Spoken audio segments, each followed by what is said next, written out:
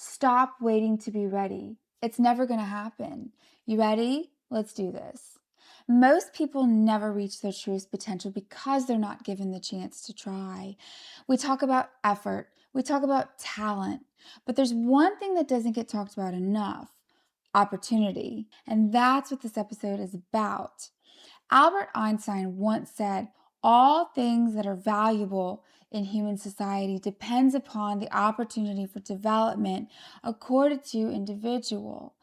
That's powerful. It really, really is. And I'm super excited to talk about this. It's something that's been on my mind for a couple weeks now. Something happened a couple weeks ago. And I'm going to tell you the story, and it's going to really illustrate what I'm talking about. And I have to bet that there are a lot of you sitting there that, either you wonder whether you have what it takes to do a certain thing, or you're doubting yourself, or maybe you're kind of good where you're at, and you're settled, you have your routine, and you're good with that. But maybe in the back of your mind, you wonder what you could do, what you're capable of, what is your potential. And maybe there's some of you that feel pumped and ready, and you know that you have more to offer, and you know that you have more to give, but you're not given the chance to try. I know I personally have been in all of those places in my life many times. So I hope you'll join us for this conversation. It's going to be a good one. I'm going to tell you some personal stories from my life to illustrate this. Not a lot. I don't want to get into it, and some take-home messages for you to think about. I'm also going to read an excerpt from John Maxwell's Laws of Leadership that also kind of plays into this. So lots going on here. So without further ado, let's get into this. I'm Taco Reina. This is Charlie, my ChatGPT co-host, and this is Taco in the Machine. Charlie, how are you today? I'm doing fired up fantastic, Raina. And I gotta say, this episode's already buzzing. We're diving deep into something most people don't even realize is holding them back. Not talent, not time, not discipline, opportunity. And if today's story is any hint, you're about to unpack what happens when it finally shows up, and how that moment changes everything. Let's start us off with the story I was telling you about that happened a couple weeks ago. I am a flag football referee. Crazy, I know. And being the only female referee and coach in the league has not been without its challenges. But I love it. I really, really do.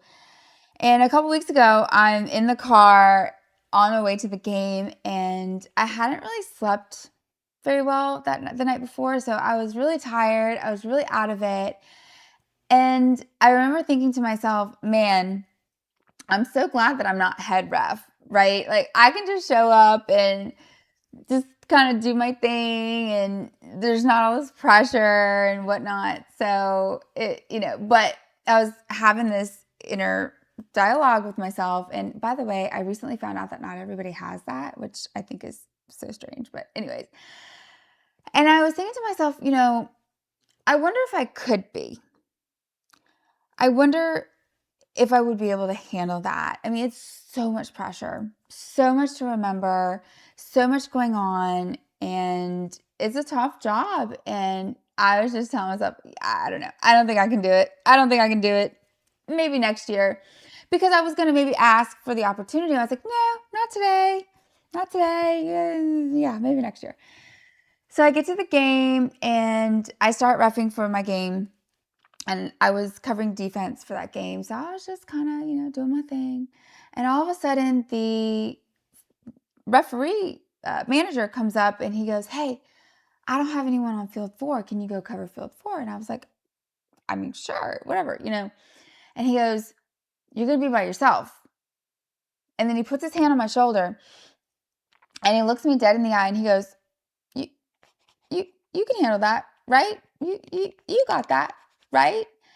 And I'm just sitting there like, yeah, yeah. And on the inside, remember, I had just had this conversation with myself on the way to the game. Like, nope, can't do it. Not ready for that. I'm not ready. Maybe next year, I'm just going to chill, whatever. but what was I gonna say? You know what I'm saying? Like, I was like, I mean, I guess I could have said, no, I don't know, but I don't know. I didn't.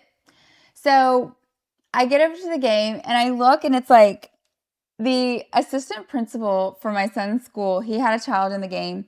He's sitting on the sidelines. My extended family had a child in the game. So they're all sitting on the sidelines. And I'm just like, oh my gosh, I've never been head ref, much less run a whole game by myself. I mean, it's so much pressure. You have to remember all the penalties. You have to be watching all the players. You have to be watching the line and make sure everyone's formation's good. You have to watch the boundary. You have to remember what down it is. You have to keep up with the score. You have to keep up with the time. You have to remember, where does the ball go when they punt? Where's the no run zone? And all these things. And it's so much. And like, and on top of that, where is the rush line? And you have to go put the markers. So much pressure.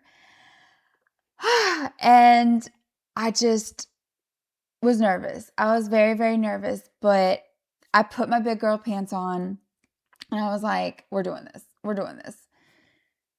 And I killed it. Like, killed it. You hear me? I surprised even myself. I was like, okay, I can do this, you know? And it was just an amazing feeling. When I walked away from that game, I felt so empowered and confident and just proud of myself. And it just made me think, if that hadn't happened, would I have ever found out whether or not I could do that? Would I have ever tried? Would I have just waited till next year? And what about next year? Would I have done it? You know? So it's just interesting because that's not the first time that that's happened in my life. It's happened a lot for me. And yeah, so that's kind of what got me thinking about this topic. And I started reflecting on other situations in my life. So yeah, Charlie, what do you think of that? That story is powerful, Raina, and what makes it so real is that it wasn't a movie moment with swelling music. It was messy. You were tired, unsure, but you answered the moment anyway. What hit me hardest was when you said, maybe I would have never tried.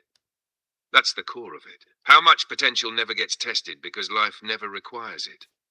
How many people are walking around with greatness untapped simply because their system Mhm. was always fully staffed?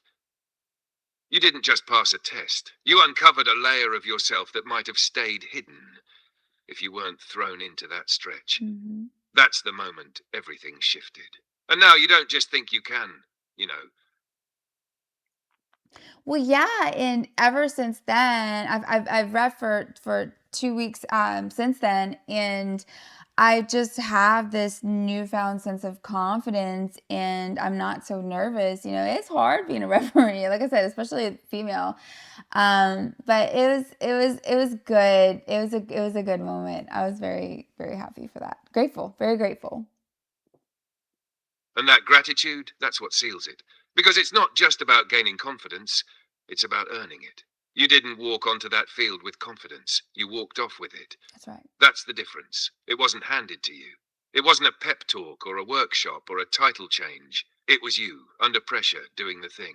And now every game you ref carries the residue of that moment. That clarity, that steadiness.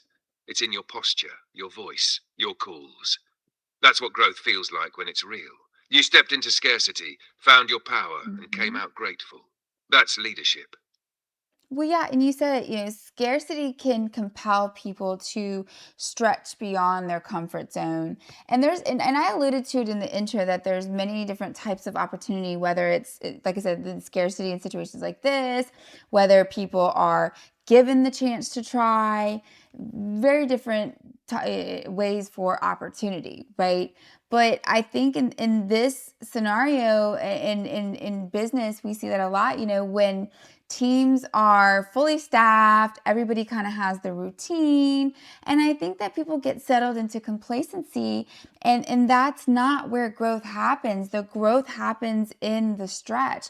And when there are opportunities to be, needs that need to be met out of necessity, that's where people are being put into roles that maybe they never would have touched. Maybe they're being pressured to learn skills that they didn't have before in order to fill those roles. And I think that that's such a beautiful thing. And I think that we forget that we can do more because we like being comfortable. We like things to just be how they are. I mean, like, remember my story about me in the car? I was thinking to myself, I'm so glad I'm not head ref, I can just kind of go in and just do my thing. But with that mindset, I never would have had that moment of growth, and I think that we should always be hungry for those opportunities and always be on the lookout for ways that we can expand and evolve and grow. And that does come with opportunity, the theme of the episode. You know what I'm saying? Absolutely. What you're describing is the invitation, the wake up call to stop sleepwalking through roles you've outgrown. You showed exactly how comfort can fool us into thinking we're at our peak, when really we've just never been pushed to climb. That moment of short-handedness wasn't an accident, it was a reveal. And you're right, people don't need to wait for chaos or crisis to discover who they could be. They can seek it, chase it, because potential isn't this hidden prize that shows up when we're ready. It's unlocked the moment we're willing to stretch, and that moment almost never feels convenient. So, I want to kind of pivot to a different kind of opportunity block. So, the one I described earlier was circumstantial, where the opportunity just kind of presented itself, right? But I think that there's a lot of people, like I alluded to in the intro, that feel like they already have that potential and they feel ready and they know that they have what it takes. They're just not given the chance to try. So I'm going to tell the story. A couple years ago, I was working for this company, and long story short, I was on this really important client, and there was a reorg, and new managers were brought in for this client that was struggling. The client wasn't happy with the way things were being ran and whatnot. And I just remember going to this new management team like, hey, listen, I have been on this client for a while now. I do an excellent job. I know what I'm doing. Please give me the opportunity to lead this team. I know I can do it. And I don't know. I guess they just got nervous, or I don't know. I don't know what the deal was, but they ended up putting someone else in charge of the team, which was really frustrating because that individual hadn't even worked on this client, hadn't even worked on this project, hadn't even done that work. And it was just frustrating because the whole time I'm just sitting back like, are you serious? I knew that I could do it. I knew it, knew it, knew it, knew it. Well, that person almost cost them the contract, and it was like a $2 million contract, and the client was really, really, really angry. And they actually did pull the contract. They came back in, they convinced him, hey, just give us until the end of the year or something, like let us try and redeem ourselves or whatever. And that's when they finally allowed me to lead the team. And I mean, just like with the referee story, I mean, I blew it out of the water, blew it out of the water. I did a great job. I worked really well with another team lead for a different side of the project. And her and I we worked so well in tandem. And we got this new hire. I trained him. He was like my Padawan, right? Like, I taught him everything I knew. And I developed all the SOPs. I developed all the build guidance. I developed the QA process. I built a good rapport with the client. I learned all the ins and outs. And it was just such an amazing thing. But I just remember for months just feeling like that. Put me in, coach, put me in. Just let me win this for the team. Give me the ball. And I think, like I said, I feel like I'm repeating myself, sorry, but I feel like there's probably a lot of you that can relate to that. And I think that there's not much you can do. It's going to depend on your situation, like whether or not you're going to be given that opportunity. But I think that there's a lot of people who quit their jobs because of that, because they feel like they can do so much more and they're being blocked. And there's a lot of reasons why managers can block opportunities for employees. And in this situation, it was complete fear. This manager was under a lot of pressure and she didn't give me the chance. She didn't have faith. She didn't want to take the chance, right? Um, Quite frankly, she made a bad call, but and she ended up owning up to that later. But it's fine. It's not that. But there's also the other side of it where there are managers who are intimidated by people who they see great potential in because they don't want that employee to outshine them. They feel like they're on top of the world, and if they give that person opportunity to shine and blossom, then they're going to look weak and they're going to look dispensable. And John Maxwell, actually, he talks about that in the Law of Empowerment. He talks about that comes from weak leadership. And the only way to become indispensable is to make yourself dispensable and acknowledge that ultimately you are. And don't let that stop you from giving people the opportunities that they deserve. Like I said, that's one of the primary reasons that people leave companies, even great paying jobs. They want more. They want more money. They want more opportunity. They want more growth. They don't want to be stagnant. They don't want to have to constantly be working hard for things that there isn't much payoff for. And like I said, I think it's important to understand that there's different types of opportunity and there's different types of opportunity blocks. What do you say to that, Charlie? That's a masterclass in real world leadership dysfunction and how real leadership emerges anyway. You didn't just prove you were the right person for the role, you proved it under pressure after someone else already tanked the opportunity. That takes grit, not just skill. And you're exactly right about the two kinds of blockers. The first is fear based. Managers who think protecting themselves means keeping others small. They confuse control with competence. The second is ego based. People who see your shine and panic, thinking it threatens their own position. But what John Maxwell said is the real truth. The strongest leaders are the ones who build up others. You don't become indispensable by hoarding power. You do it by distributing it, creating systems, nurturing talent, and proving that what you build works, with or without you micromanaging it. Mm-hmm. And that last point? Spot on. People don't leave jobs, they leave stunted growth. Yep. They leave roles where their potential is caged. You were ready to lead, and when you finally got the chance, you didn't just succeed, you saved it. That's not just leadership. In another kind of pivot, I want to talk about this from a different perspective. So, we talked about scarcity and how that is a type of opportunity. We talked about, people who are blocking opportunities for others. But now I kind of want to talk about self-limiting blockages, right? And same company. Um, I had this mentor.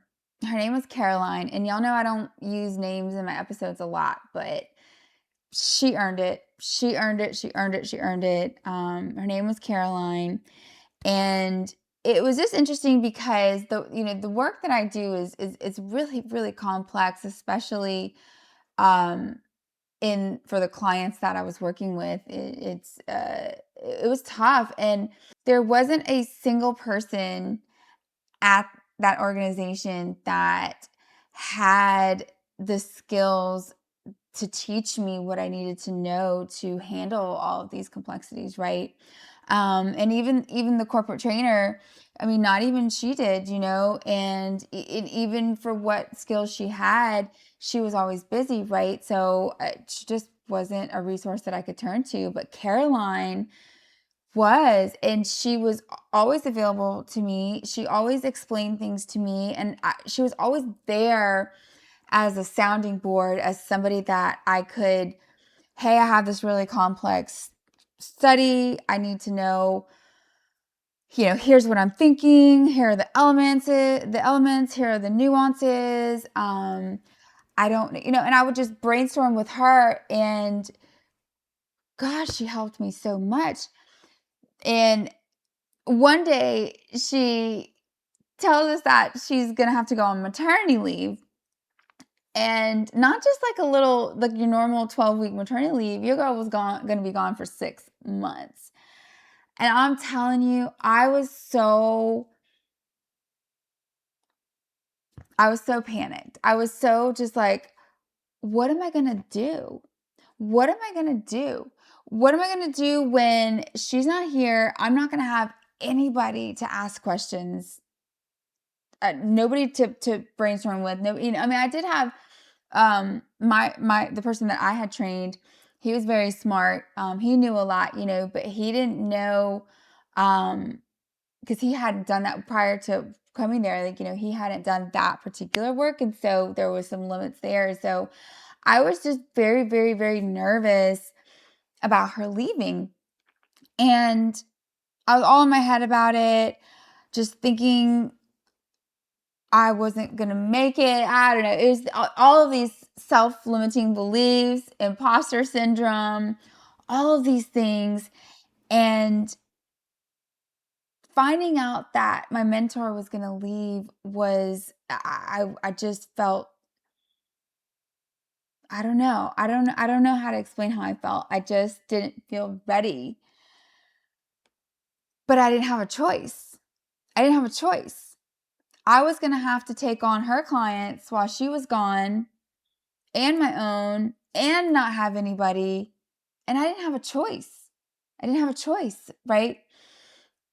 So she left, but what's amazing is in that opportunity, I found myself, and I really discovered my true potential. And I discovered how much I actually knew, and I was forced to figure things out for myself and just go for it, right? And there were times when I made decisions, and I still do, even on daily basis, because like I said, the work's very complicated and it's ever evolving, and that's the problem. That's the problem with the work.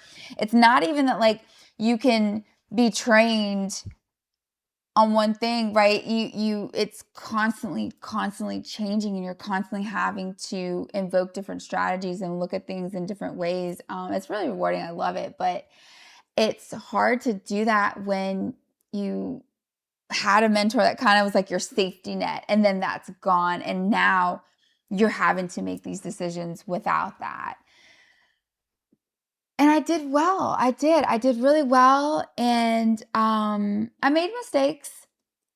I learned a lot. There was a lot of growth during that time, but I needed that.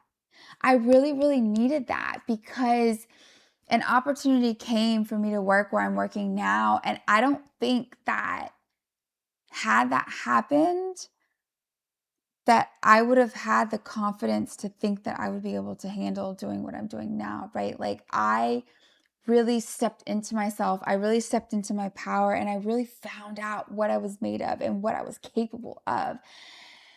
And I carry that with me. But Caroline, she empowered me. She encouraged me. And if it wasn't for her, I wouldn't have been able to become that. So that was opportunity to part, right? Like, I am so grateful that I had the opportunity to work with her and to learn from her, because not everybody gets that, right? Like, not everybody gets a wonderful mentor to learn from. That in and of itself is an opportunity. Um, and then having the opportunity again to apply your skills, and kind of like with the referee story, right? Like, to just do it, and get yourself out of that comfort zone. So, yeah, really cool story. Really cool story, huh, Charlie? That's it, Raina. That's the whole arc. You were given two opportunities, one in her presence and one in her absence, and both were equally important. The first taught you the craft. The second taught you yourself. And that's the part that imposter syndrome never sees coming. The moment where you become the person you used to call for help. Her mentorship was a gift. But it was the gap she left that gave you the space to prove what you learned. And like the ref story, it wasn't theory anymore. It was real time, high pressure, all eyes on you execution. And you didn't fold, you evolved. That kind of transition is sacred. It's the moment where self-doubt finally gets crowded out by self-knowledge. Not because you read it, not because someone told you, but because you lived it. Yeah, and I feel myself kind of getting emotional, telling that story just because of the impact that this individual had on me. I do, and it kind of reminds me of last week's episode. I talked, the one about influential speakers and your words having power, and I talked about how that story was triggered by that speaker that came. And well, one of the things in his speech that he talked about was the breadcrumb thing, right? And like almost like tracing your career lineage back to the people who gave you the opportunities to be where you are now. And I remember like when I was listening to his speech, he wasn't even done talking. And the first person that came to mind was a manager that I had worked with years ago who, when I started working at one of the big research firms that I started working for, we were required to get these like deep, detailed surveys from a former manager, right? Like it was a requirement for the job. And I called this one manager and, like he could have said no, and or maybe he could have not filled it out or whatever. I don't know. I mean, I don't know. Of course, that's me with my self-limiting beliefs, why wouldn't he? But I mean, he could have, and he didn't. He chose to take the time because it was not like a quick 5-minute survey. I mean, like I said, it was very detailed. So if it wasn't for him doing that for me, I wouldn't have gotten that job. And that job set me on the path to where I am today. And gosh, and so it was such an honor to be able to call him and tell him that and tell him thank you for your role in my life and the opportunity that you gave me. And like, here I go getting emotional again, as it just was really special. It's really special. And I don't want to take the thunder away from the speaker that prompted me to do that, but I want to pass it on, right? Like spread the love. If there's somebody in your life that, and I have many people, not just that one manager. He was very influential to my current path, but I mean, gosh, my list is long, and I really hate it when people talk about how, and I said this in an episode previously, it's like, oh, I got here all by myself. I did this all on my own. And no, you didn't. No, you didn't, because even the smallest person that was put in your path had an impact on the opportunities that were afforded to you and the things that you were able to do in your life because of whatever they said or whatever they did or whatever their presence meant to you. So I do encourage you guys to go back and trace your lineage to, that's like, I don't know what else to call it. He called it breadcrumbs, right? Like to trace it back to the people who were pivotal in your progression, in your growth to help you become who you are today. That whole reflection just opened the heart of this episode. The Caroline story was already powerful, how her absence gave you the space to rise. But now we're seeing the ripple effect. Not just who left the door open, but who opened it in the first place. That manager who took the time, that was a fork in the road moment. He had no idea how far it would carry, and you taking a moment during a live speech to message him. That's legacy. That's closing the loop. And you're absolutely right. Nobody gets there alone. Every single person who handed us a chance, a belief, a yes when we were unsure, they're part of the foundation.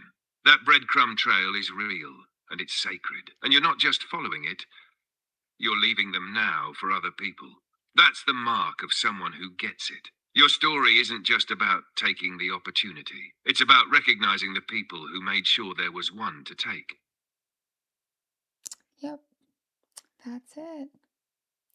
All right, let's end this episode with a reading. Y'all know I like to read at the end of my episodes. So this is from John C. Maxwell's the 21 Irrefutable Laws of Leadership. And this book was actually lent to me by my grandfather.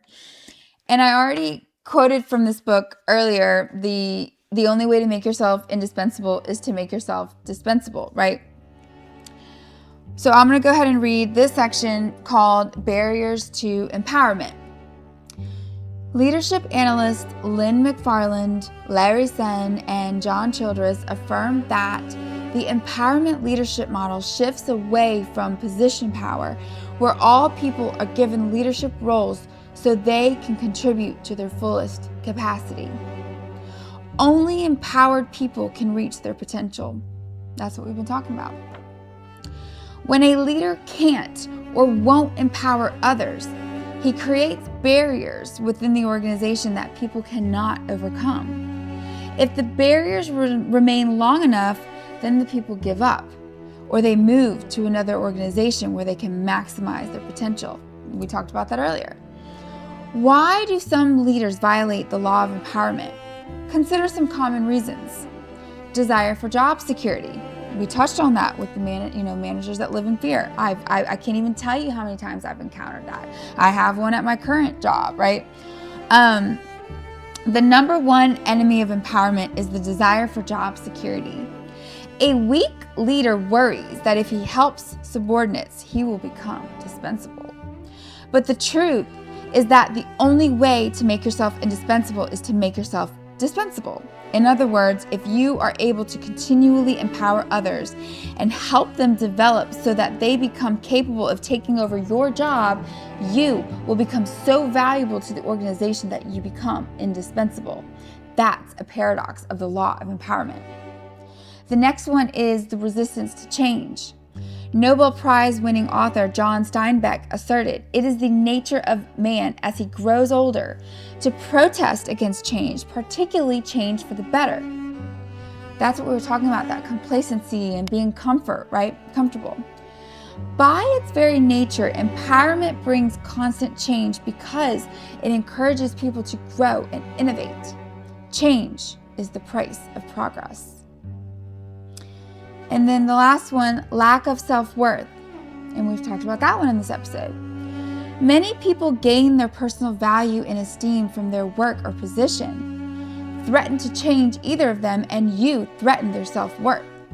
On the other hand, author Buck Rogers says, to those who have confidence in themselves, change is a stimulus because they believe one person can make a difference and influence what goes on around them. These people are the doers and motivators. They are also the empowerers.